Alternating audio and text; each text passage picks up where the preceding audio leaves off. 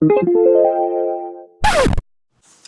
up, what up? Okay, so for today's video, I just kind of wanted to talk about power and how power often corrupts and how power often brings out the worst in a lot of people, which is why at the heart of things like socialism, at the heart of some of these movements for equity is that power is shared more fairly. So you're not more powerful than I am, and I'm not more powerful than you are. We don't necessarily have power over each other, but we are on the same playing field, so we can negotiate sort of like a healthy relationship. It's very easy for relationships with huge power dynamics to become very unhealthy, and it is very easy for people with power to abuse people without power. It's very easy for people with power to belittle people who do not have power, to act as though their needs are not important, and to just plain walk all over them and ignore them, and often gaslight them, and also often tell them, like, you don't matter and nothing you say or do will change anything. Yeah, I wanted to talk about this because I think a lot of people don't realize that they are in relationships, are in situations at work that are already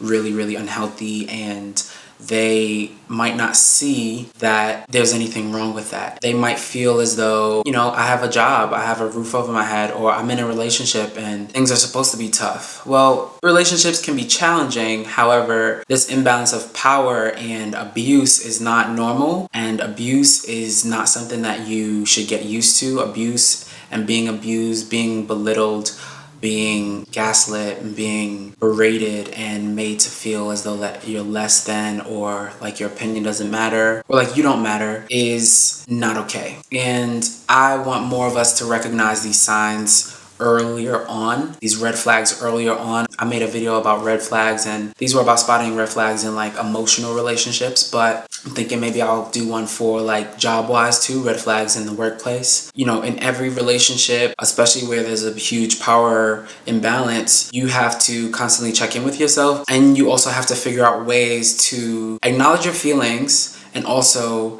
to manage your emotions and not push them down, not say, oh, these don't matter, or my rights can be violated, or I can be taken advantage of. But there are certain things, it's like, oh yeah, you kind of have to bite the bullet with certain things. You know what I mean?